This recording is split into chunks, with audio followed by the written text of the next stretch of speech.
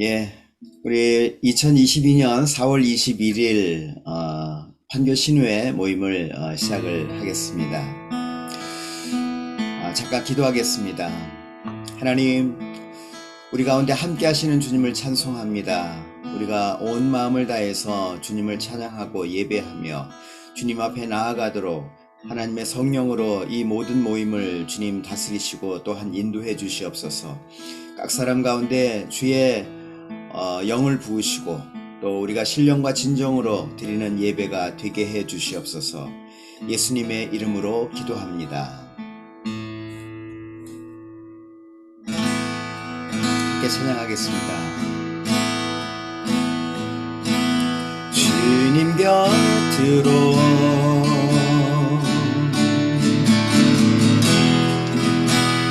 날 이끌소서.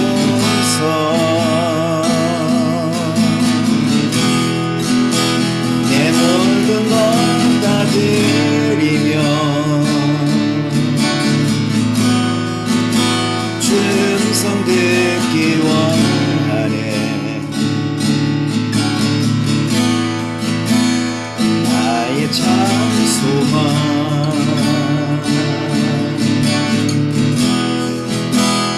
그 무엇과도 바꿀 수 없는 주 사랑 그만의 날 길이 주님의 길로 인도하소서.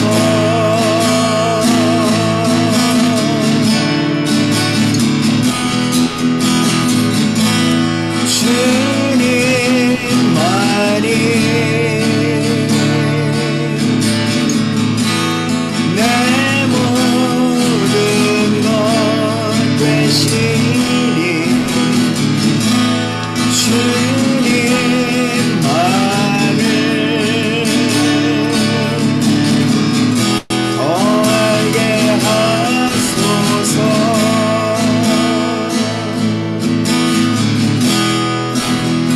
주님 곁으로 주님 곁으로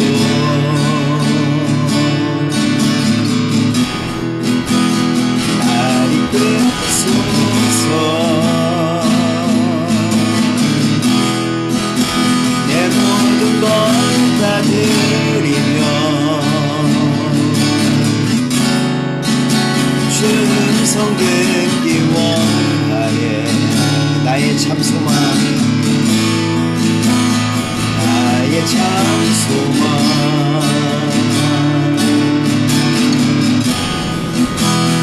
그 무엇과도 바꿀 수 없는 주 사랑 그만의 날 길이 주님의 길로 주님의 길로 인도하소서.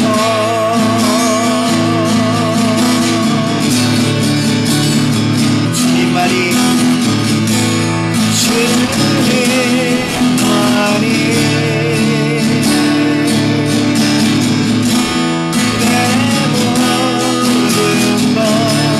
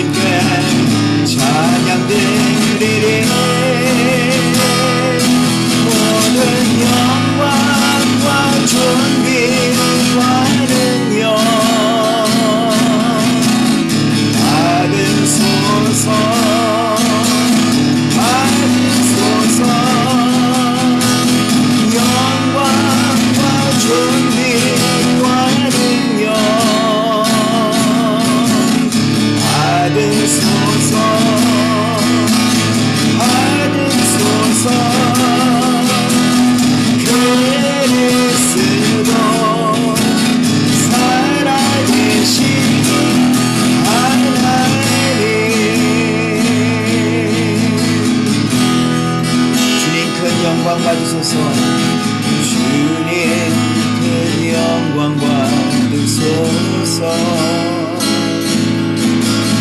홀로 찬양 받으소서.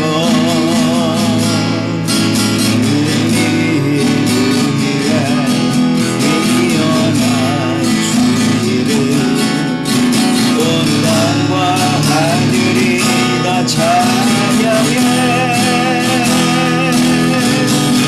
겸손하게 우리 무릎 꿇고 주 이름 앞에 영광 돌리세. 모두 전하세. 독생자 예수 주님께 찬양 드리리. 모든 영광과 존귀와 능력 받으소서. 받으소서.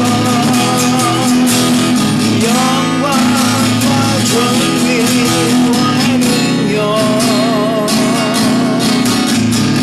받으소서. 받으소서.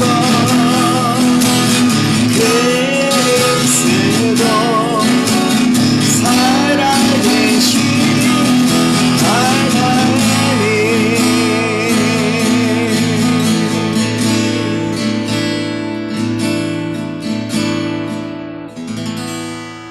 하나님, 모든 영광과 존귀와 그 모든 은혜들을 또 우리 가운데 부으시는 그 주님을 찬송합니다. 홀로 주님만 영광을 받으시옵소서. 하나님, 온 열방 가운데 또 온 땅 가운데 또 우리의 모든 삶 가운데 하나님만 주님이 되셔서 우리의 모든 찬송과 능력을 홀로 주님만 받으시옵소서. 예수 그리스도의 이름으로 기도합니다. 아멘. 아멘.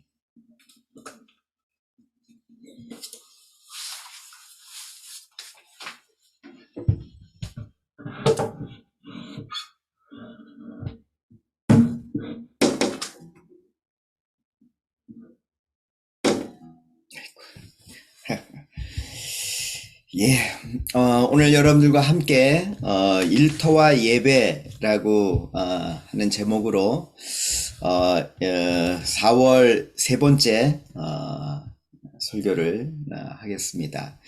오늘 제목은 영과 진리로 예배하라라고 하는 말씀입니다.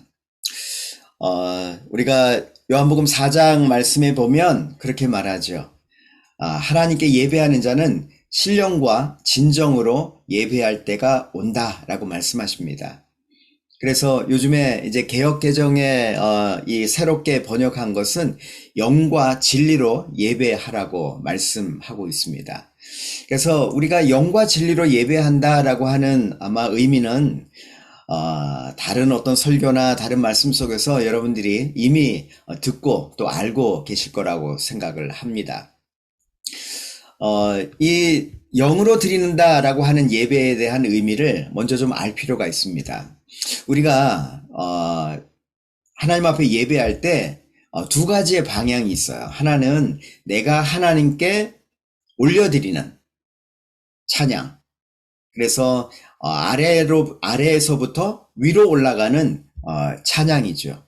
그래서 우리의 삶을 드리고 지지난번 우리 말씀을 나눈 것처럼 나의 가장 귀한 것을 드리고 나의 삶을 하나님 앞에 드리고 그래서 내가 하나님 앞에 드리는 그래서 아래에서부터 위로 올려지는 예배라고 보통 우리가 이해하고 있습니다. 근데 또 하나의 예배는 보면 위에서부터 아래로 내려지는 놀라운 은혜입니다. 우리가 하나님 앞에 드려질 때 또한 하나님의 영은 위에서부터 아래로 내려오는 은혜가 있습니다. 하나님의 영이시다라고 할 때 그 의미는 그 사무엘상 10장 10절 말씀에 보면 이런 말씀이 있습니다. 그 후에 내가 하나님의 산에 이르리니 그곳에는 블레셋 사람들의 영문이 있느니라. 내가 그리로 가서 그 성읍으로 들어갈 때에 선지자의 무리가 산당에서부터 비파와 소고와 저와 수금을 앞세우고 예언하며 내려오는 것을 만날 것이요. 내게는 하나님의 영이 크게 임하리니 너도 그들과 함께 예언을 하고 변하여 새 사람이 되리라. 이 사울에게 하나님이 이 사무엘을 통해서 이제 기름 부어서 왕으로 세우시죠. 이때 이 사무엘이 이 사울 왕에게 지금 말하고 있는 장면입니다. 그래서 사울에게 말할 때 내가 그 블레셋 사람들의 영문이 있는 그곳에서 하나님의 사람들을 만날 것이다 라고 하고 있어요. 네, 여기에서 이 찬양하는 사람들의 무리는 제사장들이 아닙니다. 보통 우리가 이해할 때 하나님을 찬양한다라고 하는 사람들의 대부분은 제사장적인 의미를 말하고 있습니다. 그래서 제사장이 나팔을 불고 앞서 행할 때 이스라엘 백성들이 그 제사장을 따라서 진행하는 그러한 광야 시대를 지났죠. 그리고 이제 하나님의 성막에서 계속 하나님을 찬양하고 예배하는 그런 다윗의 장막에 대한 이야기도 우리가 알 것입니다. 그런데 이 또 하나의 어떤 사람들이라고 볼 때 여기에 보면 선지자의 무리라고 말합니다. 이 선지자의 무리는 이 성읍에서부터 이 블레셋 사람들의 영문에 있는 산에서부터 내려오는 그러한 상황이었어요. 근데 이들이 비파와 소고와 저와 수금을 앞세우고 내려오는 것입니다. 하나님을 찬양하는 것이었어요. 그런데 이 찬양은 조금 특이한 찬양입니다. 예언하며 내려온다고 말하고 있어요. 근데 하나님의 어떠한 영이 이 선지자들의 무리에게 임하셨죠. 구약시대에는 하나님의 성령이, 하나님의 영이 선지자들에게만 있었습니다. 아무리 왕이라 할지라도, 또 아무리 제사장으로 하나님을 섬기는 사람이라 할지라도 하나님의 영은, 우리가 보통 말하는 성령은 하나님이 원하시는 사람들, 하나님이 주권적으로 결정하신 사람들에게만 하나님의 영이 임하셨어요.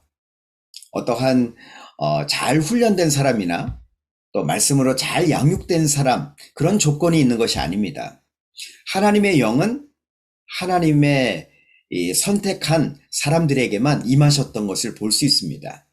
근데 여러분, 오늘날에는 이제 예수님께서 이 땅에 오시고 부활하시고 승천하시면서 예수님이 약속하시죠. 또 다른 보혜사를 너희에게 보내겠다라고 말씀하십니다. 이제 오순절 다락방에 예수 그리스도를 주라 시인하는 하나님의 이 사람들이 기도할 때, 보통 말할 때 마가의 다락방이라고 하죠. 하나님의 성령이 임하셨습니다. 사도행전 2장 말씀에 보면 하나님의 성령이 임하셔서 불의 혀같이 갈라지는 것 같은 것이 보였다라고 말합니다. 그러니까 실제적으로 눈으로 하나님의 성령이 임하신 것을 볼 수 있었어요. 마치 그것은 하나님의 성막에 드리워진 임한 불기둥과 구름기둥과 같은 그런 모습이었을 거라고 생각합니다. 또 하나는 급하고 강한 바람 같은 소리가 있었다고 말합니다. 이렇게 하나님의 영이 믿는 자들에게 임하신 것을 볼 수 있습니다. 이 예배를 우리가 함께 또 듣고 또 함께 보고 또 나중에 이 영상을 다시 시청을 하시는 분들에게도 예수를 믿는 모든 사람에게 하나님의 성령이 거하시는 줄로 믿습니다. 여러분 안에 하나님의 성령이 내주하시죠. 그래서 하나님의 영이 우리 안에 거하심으로 말미암아 우리는 하나님의 성전이라고 말하죠. 그래서 여기에 있는 말씀처럼 내게 하나님의 영이 크게 임하리니, 사울 왕에게 일시적으로 짧은 기간 동안 하나님의 영이 임하셨던 것을 볼 수 있어요. 그래서 함께 예언을 한다고 말합니다. 심지어는 그래서 이 사울 왕이 예언자의 무리에 있었던 잠깐의 시간이 있었던 것을 성경에서 살펴볼 수 있습니다. 그래서 주님이 분명히 이 하나님이 이 사무엘을 통해서 말씀하시는 것은 변하여 새 사람이 될 것이다 라고 예언하고 있습니다. 만약 이때에 정말 이 사울 왕이 이러한 예언을 믿음으로 받아들이고 이러한 예언자로 하나님 앞에 사용되어졌다면 아마 오늘날의 성경의 이야기는 달라졌을는지도 모릅니다. 분명히 시작은 사람이 원하는 왕이었어요. 그리고 사람들이 원하는 어떤 조건의 그런 왕들이었습니다. 그래서 하나님이 사무엘을 통해서 이 사울 왕을 세웠죠. 그런데 하나님의 이 마음은 그러한 사람이라 할지라도 하나님을 잘 알지 못하고 충분하지 않은 사람이라 할지라도 하나님의 성령으로 말미암아 하나님을 예배하고 변화해서 새로운 사람이 될 수 있도록 하나님이 이 사울 왕에게 기회를 준 것을 볼 수 있습니다. 어쩌면 우리들의 삶에도 그러한다고 생각합니다. 우리는 어쩌면 충분하지 않아요. 충분한 인격과 어쩌면 하나님이 만족할 만한 그런 기준의 삶을 살지 못하는지도 모르겠습니다. 그러나 한 가지, 하나님의 영이 우리 안에 계심으로 말미암아 우리는 하나님을 예배하고 하나님의 성령을 쫓아 행할 수 있는 그러한 우리의 삶의 기회가 되는 것을 볼 수 있습니다.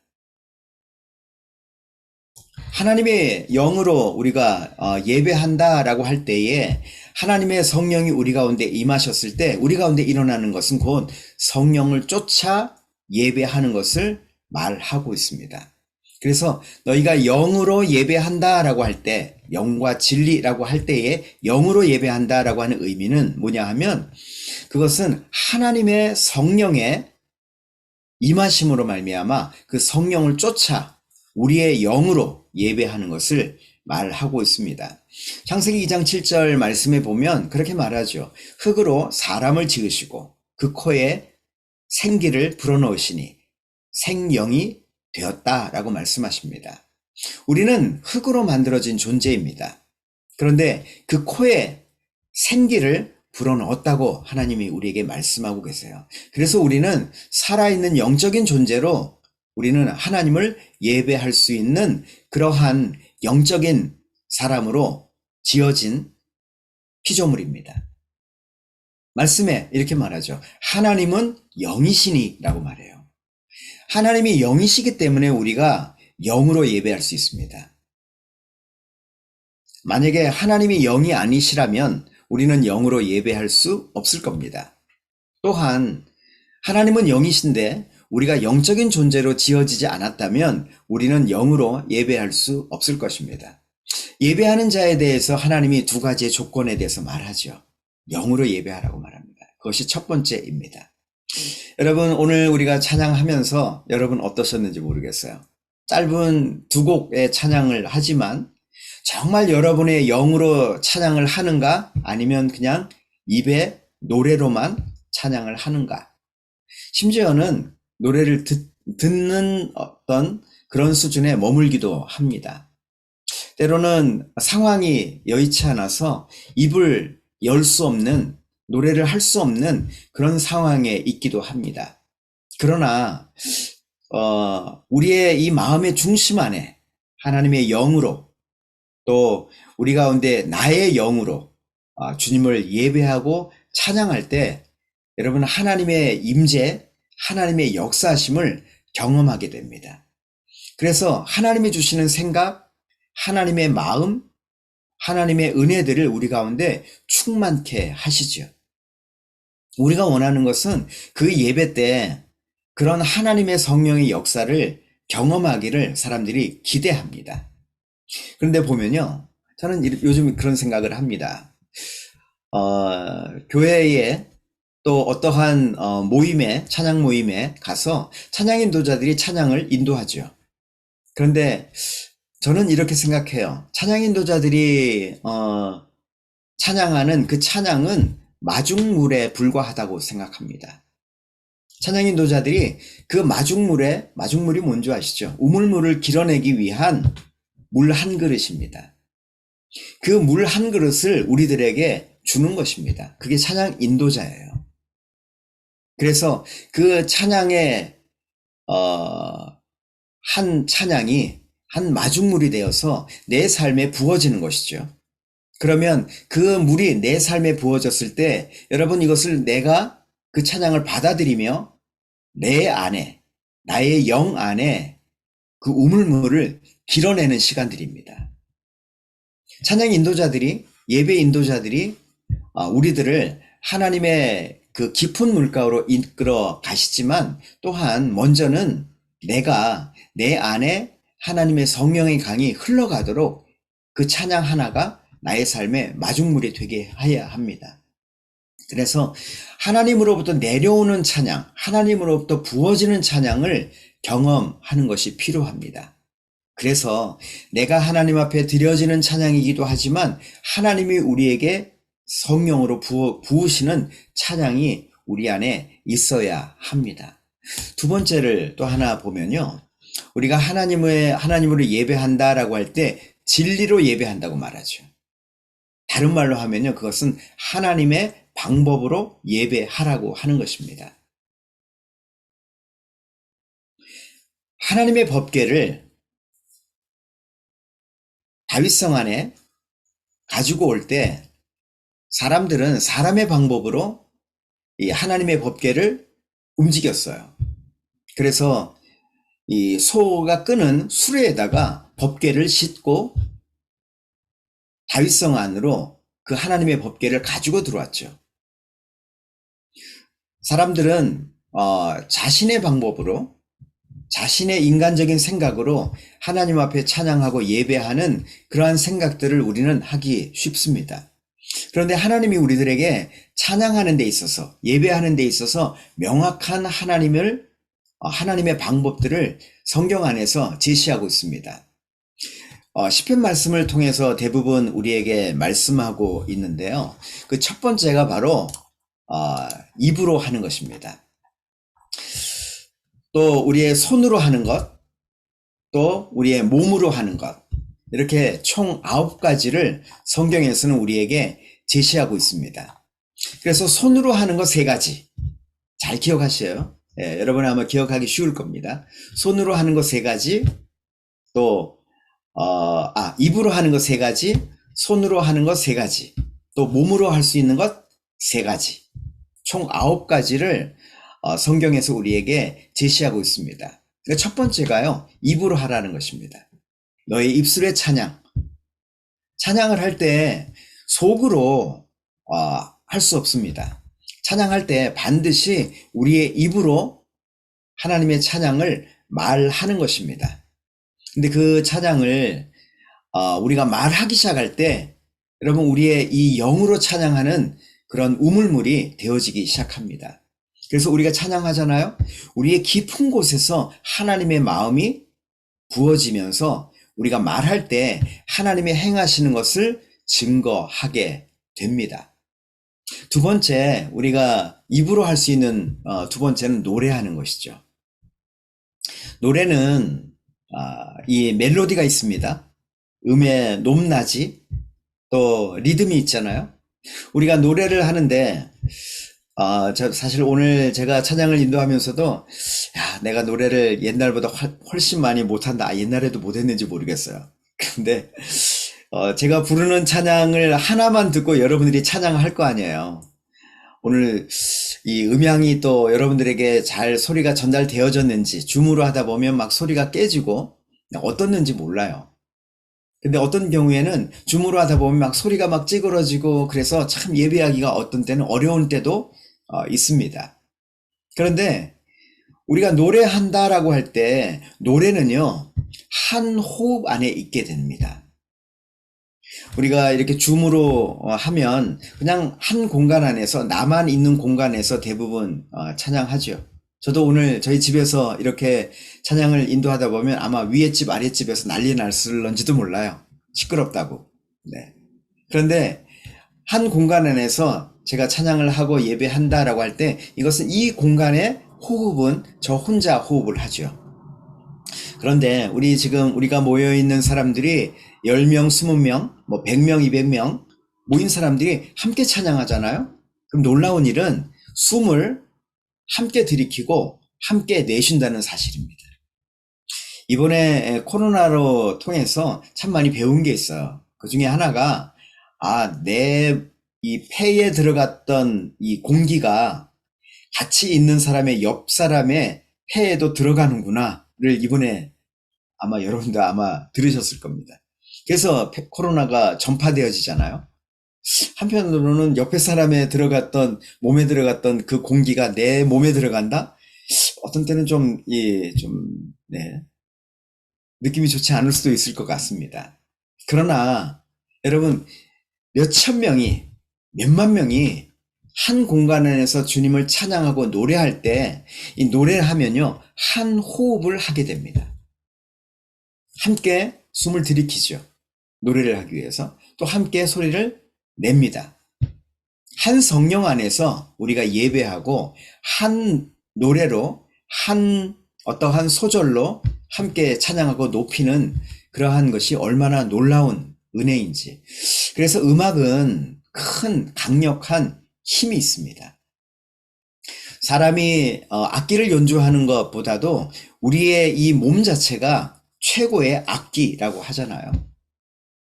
여러분, 저는 장로교의 그런 이 보수적인 교단에서 어릴 때부터 신앙생활을 했었기 때문에 저는 늘 교회 다닐 때마다 찬양 하잖아요. 그러면 찬송가의 1절부터 4절까지 늘 4부로 했어요.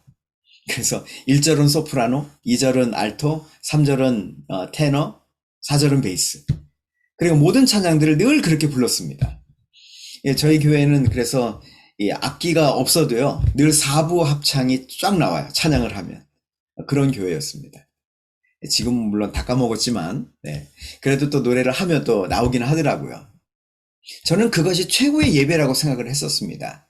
그런데 정말로 성경에서 우리에게 말하고 있는 것은 그런 화성이 아니에요. 음악이 아니라는 걸 알았습니다. 정말 우리의 마음의 고백이 우리의 입술로 우리가 선포되어질 때 곧 그것이 예배이고 찬양인 것을 말하고 있습니다. 또 성경에서의 하나님의 방법으로 우리가 예배할 때 세 번째는 곧 큰 소리로 예배하라는 것입니다. 찬양하라는 거예요.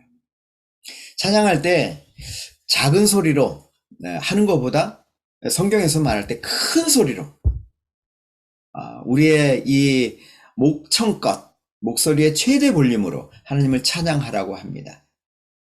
근데 그것은 우리의 마음에 있어서 전심으로 온 마음을 다해서 진실함으로 그렇게 찬양하라고 하나님 우리에게 말씀하고 있는 의미라고 생각합니다. 그래서 여러분 찬양할 때 늘 최고의 소리로 여러분의 마음을 최선을 다해서 예배하십시오. 이 예배 모임에 갈 때마다 제가 의지적으로 선택하는 것 중에 하나가 있습니다. 그것은 맨 뒷자리에 앉지 않기로 결정하는 거예요. 교회 가서 예배할 때 가장 할 수만 있다면 앞에 앉는 것이죠. 또 할 수만 있다면 이 끝에 앉는 게 아니라 가운데 앉아요. 그런데 우리들은 가장 뒤에 앉죠. 가장 끝에 앉습니다. 우리 안에 소극적인 마음들이 우리 자신을 그렇게 만드는 것 같아요. 어쩌면 우리는 의지적으로 우리 자신을 적극적으로 하나님 앞에 예배하는 훈련이 되어져야 한다고 생각합니다. 여러분, 그것이 하나님 앞에 우리가 진리로 예배하는 것입니다. 우리가 전심으로 온 마음으로 하나님을 찬양하고 예배하는 것이 그것이 진리입니다. 네 번째, 우리가 손으로 할 수 있는 게 있죠. 손으로 할 수 있는 것은 손뼉을 칩니다. 성경에서 손뼉을 친다라고 할 때 박자에 맞춰서 친다는 뜻이 아니에요. 이 말은 손뼉을 친다라고 할 때는 갈채를 말합니다. 여러분 갈채가 뭔지 아시죠? 사람들을 칭찬할 때 박수 쳐줍니다. 잘했어 라고 하는 거죠. 응원하는 겁니다. 하나님을 찬양할 때 바로 그런 갈채의 박수를 말하는 거예요. 우리가 손뼉을 친다. 여러분 하나님 앞에 그렇게 전심으로 우리의 목소리를 다해서 또 우리가 손뼉으로 하나님 앞에 높여드리는 것입니다. 하나님 앞에 여러분 갈채를 보내는 예배가 되시기를 바랍니다. 또 하나 우리가 찬양할 때 우리 손으로 할 때 손을 들고 한다고 말합니다. 손을 든다라고 하는 의미는 뭘까요? 그것은 손을 든다라고 할 때 우리의 삶을 하나님 앞에 표현하는 우리의 마음의 열린 표현들이겠죠. 저는 장로교의 교회를 다니면서 손을 들고 찬양하는 것 자체를 우리 교회에서는 금했던 교회였어요. 예배할 때는 그냥 가만히 앉아서 손뼉 치는 것 자체도 교회에서 허용하지 않았었습니다. 그런데 제가 이제 예손도단의 이런 모임이나 또 요즘에 이런 모임에서 하나님을 찬양할 때 손뼉을 치고 또 손을 들고 찬양하는 것이 여러분 그것이 얼마나 성경적인가를 다시 한번 배우게 됐습니다. 우리가 생각할 때 경건하다라고 할 때는 가만히 있는 거죠. 조용한 목소리로, 낮은 목소리로 품위를 지키면서 손뼉을 치거나 손을 들거나 우리의 어떤 믿음의 어떤 표현들을 하는 것 자체를 가볍게 여기는 그런 모습이 있었습니다. 그러나 이스라엘에 이 성경에서 우리에게 지금 예배하라고 하는 모델은 뭐냐면 손뼉을 치고 또 손을 들라고 말합니다. 그럼 손을 우리가 드는 것은요, 항복의 의미를 가지고 있어요. 내가 하나님, 나를 주님 앞에 항복합니다. 순복합니다. 순종합니다. 또 이런 의미가 있죠. 어린아이가 그 아빠를 향해 손을 들잖아요. 하나님, 나 여기 있어요. 그런 의미겠죠. 네. 아이들이 아빠를 향해 손을 들잖아요. 안아달라고. 또 우리가 손을 든다고 할 때 위로 드는 것과 또 옆으로 드는 것과 또 뒤로 이렇게 크게 손을 벌리는 것과 여러 가지 의미가 있을 거라고 생각합니다. 하나님의 통치와 하나님의 다스리심을 우리가 순복하고 받아들이는 그런 의미도 가지고 있습니다. 그래서 우리가 하나님을 찬양할 때 우리의 여러분들의 손 동작으로 표현하시기를 바랍니다. 여섯 번째, 우리가 하나님 앞에 진리로 예배하는 여섯 번째 방법은 악기로 예배하는 거예요. 제가 이런 기타로 찬양하고 지금은 제가 손이 너무 많이 이제 지금 굳어지고 예전 같지가 않아요. 예전에는 이 근육이 좀 괜찮았는데 지금은 근육이 많이 경직이 돼 갖고 지금은 그래도 기타를 이 정도는 칠 수 있는 게 너무 감사합니다. 근데 예전보다는 너무 많이 좀 부자연스럽기는 합니다. 그래도 제가 하나님 앞에 예배 드릴 때에 악기로 예배 드릴 수 있는 것이 얼마나 감사한지 몰라요. 언제든지 그냥 기타만 주면 예배할 수 있습니다. 개인 예배로 또 회중 예배로 사람들을 이끌어갈 때 기타가 참 좋은 악기이죠. 근데 저는 기타밖에 할 수 없어요. 어떤 사람들은 기타 말고도 뭐 피아노도 하고 바이올린도 하고 여러 가지 악기를 많이 하시는 분도 계십니다. 여러분들이 할 수 있는 악기가 있다면 그것을 연습하십시오. 한 가지 이유는 하나님을 예배하기 위해서. 근데 또 성경에서 보니까요, 악기로 연주할 때 조건이 있습니다. 공교히 연주하라고 해요. 이 악기로 사람들을 이끌어갈 때, 연주할 때 정말 최선의 노력, 연습이 되어진 상태로 예배하는 게 저는 필요하다고 생각합니다. 물론 개인 예배할 때는 뭐 좀 틀려도 괜찮고요. 좀 미숙해도 괜찮죠. 그런데 사람들을 이끌어가는 그런 역할로서의 악기를 연주하는 거라면 공교히 연주해야 된다고 성경은 우리에게 말하고 있어요. 왜냐하면 악기 연주가 예배에 방해가 되지 않아야 합니다. 제가 찬양 인도하는 거를 오랫동안 수십 년 동안 해왔습니다. 근데 요즘엔 이제 찬양이 좀 어렵고 좀 복잡한 노래들이 많지만 예전에는 찬양을 이제 우리가 찬양 인도자들이 찬양을 하면요, 찬양을 다 외웠어요.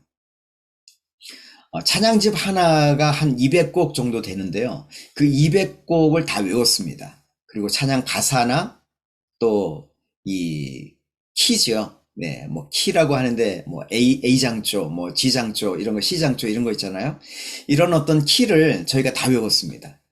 왜냐하면 그때는 찬양을 인도하다 보면요, 이러한 이 악보나 이런 프레젠테이션 할 수 있는 이 프로젝터가 그때 당시는 없었습니다. 벌써 한 15년, 20년 전의 이야기예요. 그때는 찬양 인도자 옆에 찬양 가사를 불러주는 찬양 인도자가 있었어요.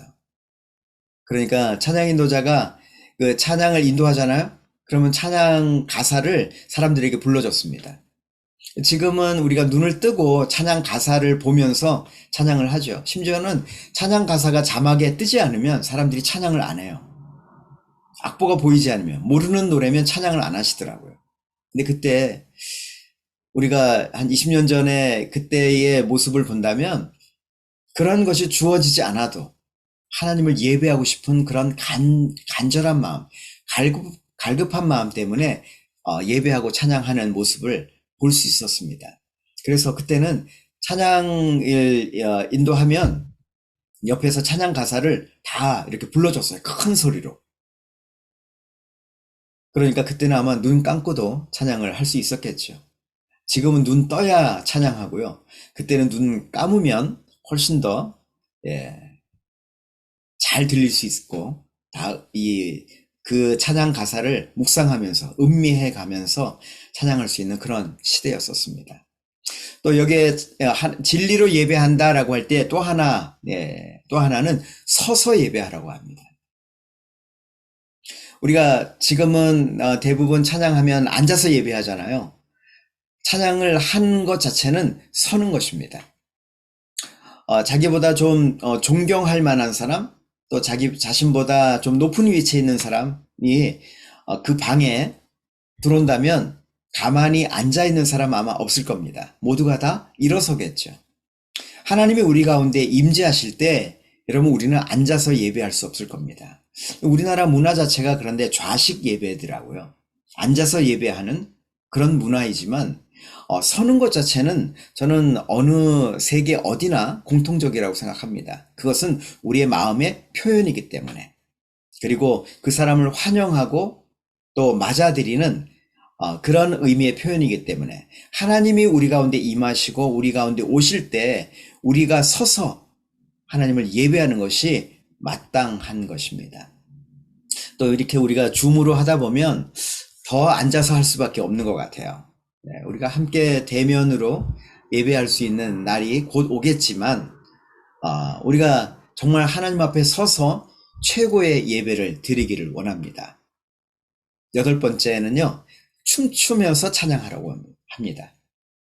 춤을 추는 게 어쩌면 우리들에게는 참 익숙하지 않은 예배의 모습일 겁니다.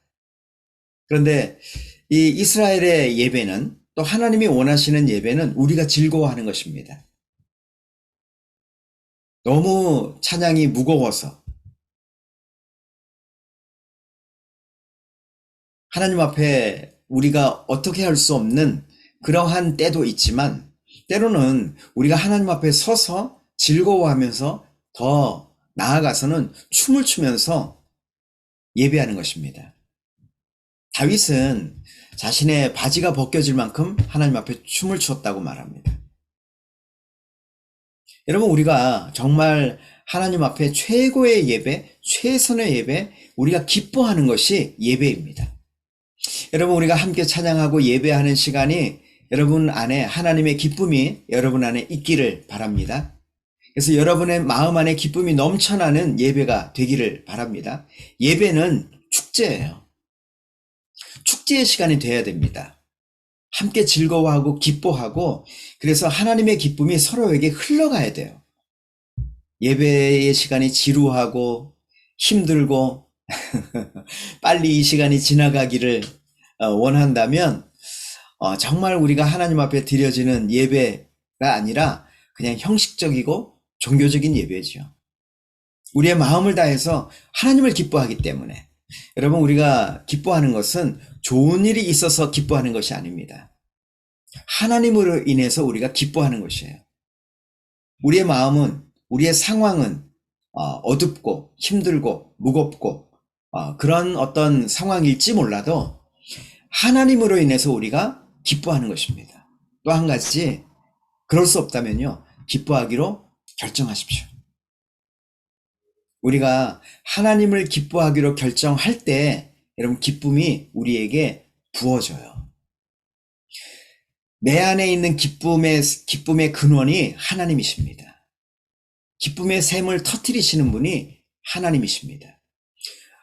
인간의 기쁨은 제한적이에요. 그리고 일시적입니다. 물건을 하나 사면 하루가 즐겁기도 하고요. 또 한 달이 즐겁기도 하고요. 1년이 즐겁기도 합니다. 그런데 하나님의 기쁨은요, 우리의 평생 동안 하나님의 기쁨을 누릴 수 있는 기쁨이에요. 왜냐하면 모든 기쁨의 근원은 하나님이시기 때문에 우리가 기뻐하는데 춤추지 않을 수 없을 겁니다. 때로는 여러분, 슬픔 가운데서도 춤을 출 수 있어요.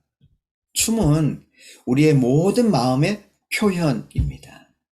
마지막으로 9번째, 우리가 진리로 예배할 때 하나님 우리에게 하나님의 방법으로 예배한다고 할 때 굽히라고 말합니다. 굽혀, 무릎을 꿇고 엎드려 라고 말하죠.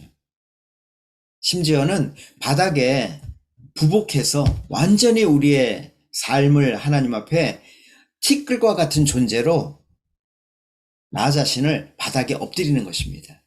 여러분, 그것이 예배예요. 우리는 서서 우리의 어떠한 표현이 사람들에게 보여질 때 보기 좋게, 그런데 여러분, 우리가 무릎을 꿇고 우리가 심지어는 엎드려서 우리의 이 이마가 바닥에 닿고 우리의 코가 바닥에 닿을 만큼, 그 의미는 뭐냐면요, 나는 티끌과 같은 존재입니다 라고 하는 의미예요. 그래서 완전히 나의 삶을 하나님 앞에 드리는 그런 헌신의 예배입니다. 여러분, 이러한 9가지의 이 예배의 모습이 매일 또 매주 이런 예배의 시간이 있기를 원합니다. 다른 사람한테 보여지는 것이 좀 불편하고 부끄럽다면 여러분 하실 수 있죠? 혼자서 예배하시면 됩니다. 여러분, 시간을 좀 내십시오. 여러분들에게 좀 부탁드리고 싶은 것은 여러분들이 시간을 내셔서 하나님 앞에 이렇게 이 9가지의 방법으로 예배해 보세요. 때로는 하나님 앞에 춤을 추고, 때로는 하나님 앞에 엎드려서, 또 하나님 앞에 갈채를 보내며 손을 들고, 또 악기로 하나님을 찬양하며 하나님의 성령으로 충만한 그러한 예배가 되어지기를 바랍니다. 기도하겠습니다. 하나님, 우리가 신령과 진정으로, 그래서 영과 진리로 하나님 앞에 드리는 예배가 되게 해 주시옵소서. 하나님의 성령이 우리 가운데 계셔서 감사합니다. 그래서 우리가 영으로 예배할 수 있도록 도와주셔서 감사합니다. 하나님의 성령에 이끌리신 바 되어서 우리가 주님 앞에 예배하기를 원합니다. 또한 우리가 예배할 때 하나님이 우리에게 말씀하신 하나님의 방법대로 예배하는 우리가 되게 해 주시옵소서. 그래서 나의 방법이 아니라, 나의 원하는 바가 아니라 하나님의 원하시는 예배가 되어지도록 하나님 우리를 인도해 주시옵소서. 이제는 우리 주 예수 그리스도의 은혜와 하나님 아버지의 사랑과 성령의 감화 감동 축복하심이 하나님을 예배하며 신령과 진정으로 하나님 앞에 나아가 온 삶을 드리며 또 영으로 예배하기를 원하는 판교신우의 모든 한 사람 한 사람 머리 위에 이제부터 영원까지 함께 있기를 간절히 축원하옵나이다. 아멘.